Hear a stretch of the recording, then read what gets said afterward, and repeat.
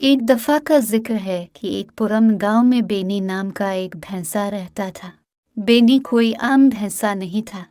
वो अपनी जहानत के लिए पूरे गांव में जाना जाता था, जबकि दूसरी भैंसें खेतों में काहली से चर रही होती थी। लेकिन बेनी का दिमाग हमेशा मुतहर्रिक रहता था। एक शदीद गर्मी में गांव को शदीद खुश्क साली का सामना करना पड़ा। फसलें मुरझा गईं और पानी की गांव में कमी हो गई। गांव वाले अपने घर वालों और जानवरों के लिए परेशान थे। इनकी परेशानी को देखकर बेनी ने मदद करने का फैसला किया। इससे जंगल की गहराई में एक छुपे हुए तालाब का इल्म था, लेकिन ये एक लंबा तरीन सफर था।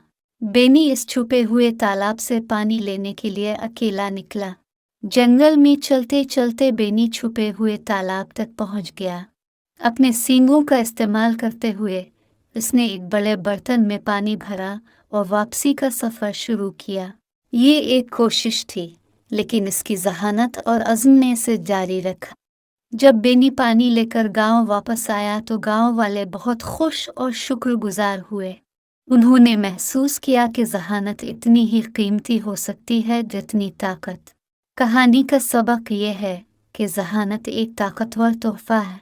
बेनी, एक ज़हीन भैंसे ने दिखाया कि बाज़ औक़ात जहानत मुश्किल तरीन चैलेंजों पर काबू पाती है और ज़िंदगी बचा सकती है। देखने के लिए शुक्रिया।